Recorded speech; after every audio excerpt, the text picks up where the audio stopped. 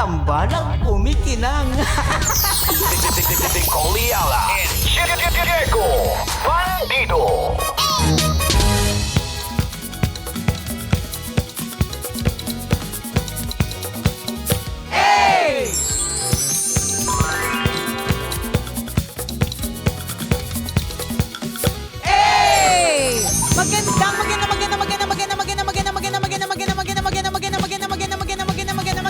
Magandang tanghali!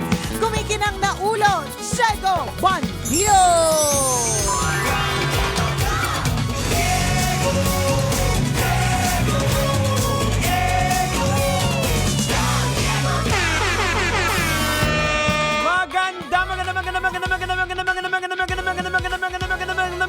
Magandang tanghali! Kumikinang ina!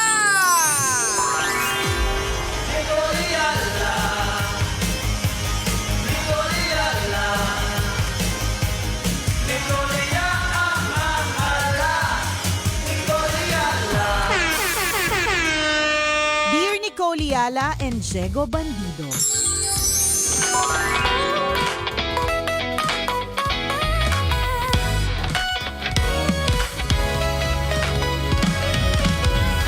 Totoo nga talaga na napakaiksi ng buhay. Share ko lang po na yung aking office mate ay namatay kagabi lang. Ang nakakalungkot po dito is, nung umaga, magkagalit pa kami. Nagkasagutan ng kaunti tungkol sa trabaho. Ay, nakakalungkot isipin na yung huling sandali magkagalit pa kami. Ang tanong ko po, Nicole and Diego, dadalaw po ba ako sa kanyang burol? Baka naman sabihin ng mga office mate ang kapal na mukha ko. Pero syempre gusto ko namang dumalaw. Yun lang po. God bless the tambalan. Mabilis talaga ang buhay. Yun talaga yung katotohanan dyan. Kaya nga diba lagi nating sinasabi, ako lagi ko itong sinasabi, ang pangit mang pakinggan or napaka-morbid mang pakinggan, pero kung lagi mong iisipin na huling araw mo na or huling araw na ng mga nakapaligid sa iyo o mga mahal mo sa buhay, mas magbibigay ka ng halaga sa kanila or mas pipiliin mo na maging mabuti sa kanila, pipiliin mo yung pagpapatawad, pipiliin mo na i-express ang iyong pagmamahal, 'di ba? Kasi you'll never really know. Isipin mo, kaaway mo lang noong umaga, nung gabi wala na, 'di ba? Nakakalungkot talaga. Ganun, such is life. Malungkot talaga na mabilis. Kaya dapat din siguro medyo kalmahan natin yung mga sarili natin. Kasi nga yung paligid natin, punong-puno na ng mga negatibong bagay. True. So, konting trigger tayo at hindi natin alam anong mangyayari bukas. Correct ka. Mamaya. Natin wala tayong assurance na yung lagi mo nakakasama, makakasama mo pa rin. Oo, diba? ako nga, isa sa nagulat din ako dumaan sa newsfeed ko yung dati nating kasamahan dito Correct, sa correct. si Ate Marisa Gonzales na pumanaw na rin din. Totoo. Na nakakalungkot na syempre ang daming memories. Daming pinagsamahan, Pinagsamahan. diba? Parang, yun yun yung medyo masaklap yun yung nakakapagbigay talaga ng anxiety na parang it all boils down to babalik tayo sa alabok. Pero Correct. habang hindi pa naman talaga ito nangyayari, di ba? Yun yung sinasabi natin, why spend the day na naiinis? Pero hindi naman natin sinasabi na huwag ka na magalit lagi. Hindi maiiwasan Hindi din naman yan maiiwasan. At Oo. saka, ang conflict po mga kabisyo ay parte talaga ng buhay yan. Yes. Pampatibay yan ng sikmura, pangpadagdag ng learnings in life, ganun talaga. Kaya lang, hindi naman po lahat ng battles kailangan pong ipaglaban. May mga bagay na pwede na lang ding palagpasin, 'di ba? Okay na 'yan, okay na ito, 'di ba?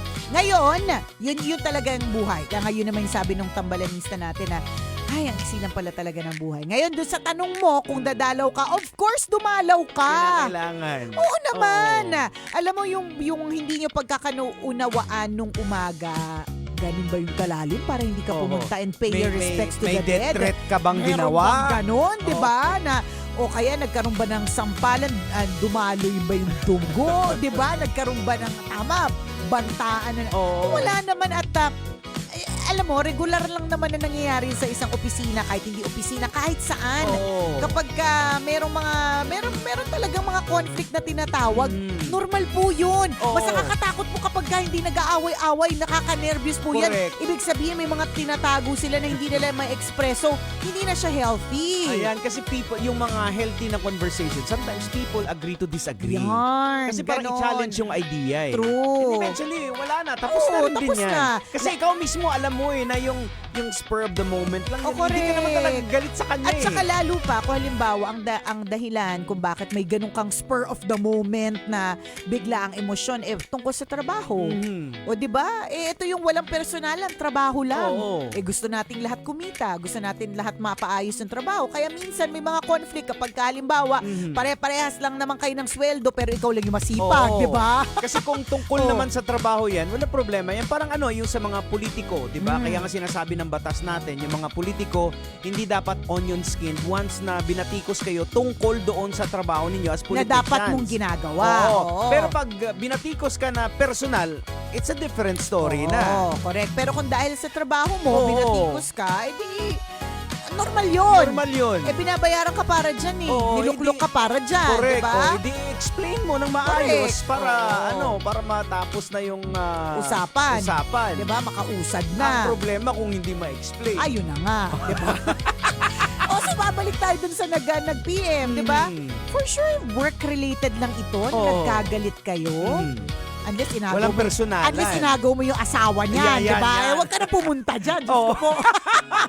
Kung ayaw mong itabi ka doon, di ba? Oo, baka mapana ka. Baka mahirap na, 'di ba? So, kung hindi naman it's just work related, 'di ba? Mhm. Pay respects to the dead. Oo. Ito na lang din yung paraan mo para mag-sorry. Mhm. Pwede din, 'di ba? Mag-sorry sa kanya, 'di ba? Humingi ng tawad, Mhm. ng dispensa at pasensya, 'di ba? Alam mo, mas piliin mo nang magkaroon ka ng peace of mind kaysa sasabihin ng ibang tao. Truth! Kasi Ganyan kung na naman sasabihin ng ibang tao, baka ang kapal naman ng mukha ko.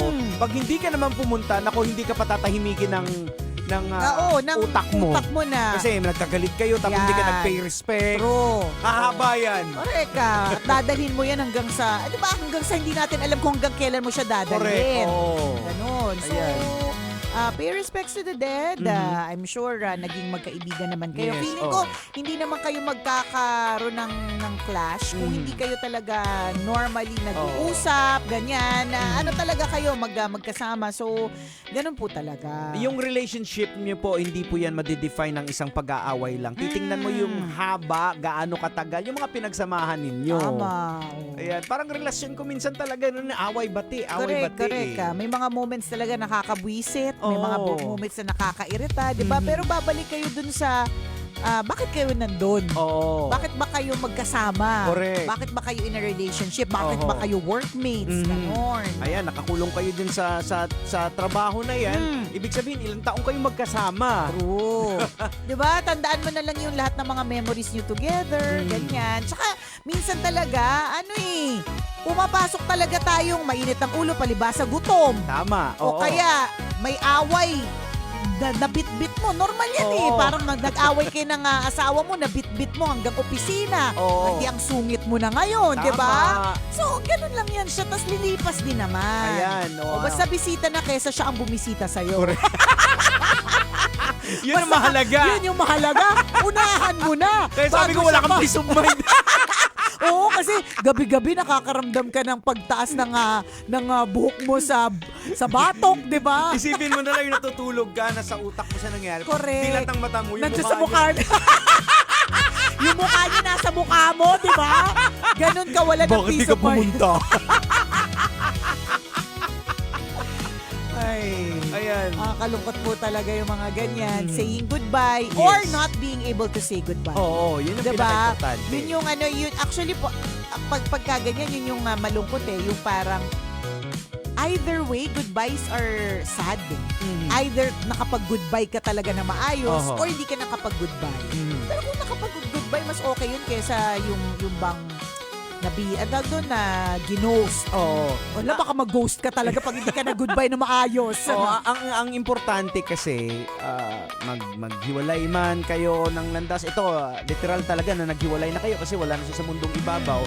Yung i-treasure mo yung hindi mo makakalimutan. Again, yung memories, yung yun nga sa tawanan, sa Correct. kalungkutan. Mm.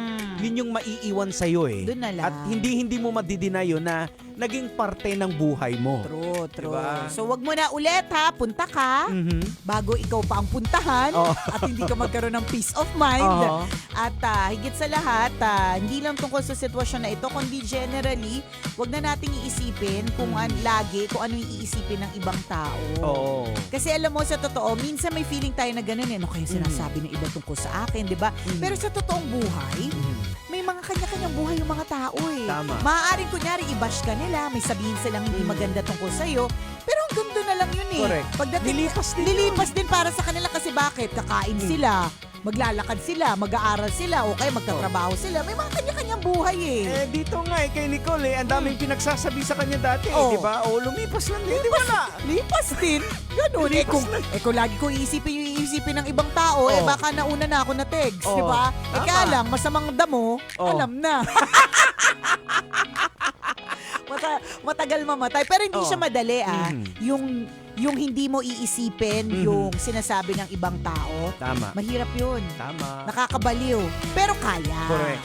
Kasama mo, tambalang kumikinang. Ako po si Diego At Bandido. ako po, si Nicole Yala. Kailangan pa bang i-memorize yan? Basic!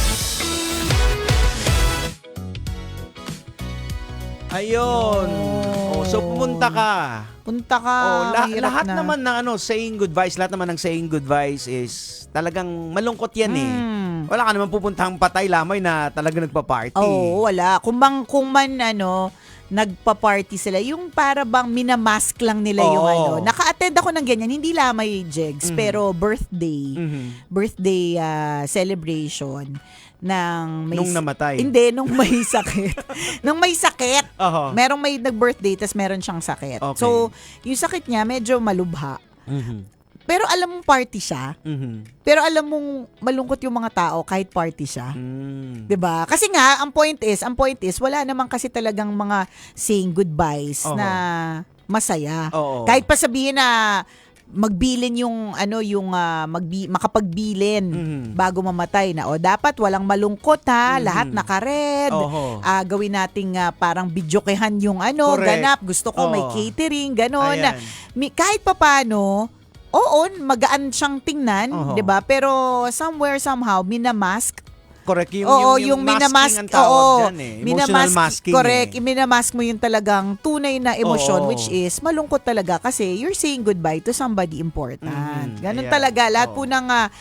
po ng goodbyes ay malungkot. Pero may mga goodbyes din, mga kabisyo na para sa ikabubuti. Oo, For yan. example, nag-goodbye ka sa isang relationship. Oo. Pero kasi toxic na siya. You have to let go. Oo, kailangan mo na siyang Oo. i-let go kasi toxic siya. Ayan. Yun yung mga magaganda. Or Correct. saying goodbye kasi mas mapapabuti siya. For example, meron akong kakilala, kinailangan niyang mag-goodbye sa mga kasama niya sa community kasi lilipat na siya ng New Zealand. Oho. Masakit man, Or pero greener pasture, pero parang greener ganun. pasture talaga, literal, Oo. 'di ba? Sa kanya. 'Di ba? Oo. Yung ganon. Goodbyes talaga are part of life. Mahirap lang talaga siyang tanggapin. Tama. Pero it's there. Ayan. Wala, natutuwa lang ako. Parang nag-match yung Yung outfit, kaya pala tingin ka ng tingin na para bang Oo, sabi- parang hindi tayo nag-usap, 'di ba? Nakuha na natin yung ganyan na kahit Oo. hindi tayo nag-usap Oo, nagmamatch. Oo. O nga parang yung version nung sayo is Kaya nga eh. ganyan din, parang abstract cameratic. Abstraction na painting. Oo, Sa'yo ako naman abstract na dahil maarte ka. reta-retaso. Oo. Dahil maarte ka literal. Mga retaso Mga retaso na pinagdugtong-dugtong. Oo, tapos diba? parang tayo naka-black. True. Ayan. No, sana po okay po ang inyong Friday. Nakakaloka, gusto namin manood ng ng Spider-Man. Oo. Eddie Yun nga Moa. ang- Sold out lahat. Grabe daw talaga yung record-breaking Grabe. yung Iba, pero that's so nice kasi parang for a while yung Nabuhay na naman yung movie industry kasi for a while talaga na ilang Dahil beses sa COVID yun. Correct. Nagsimula yun doon eh.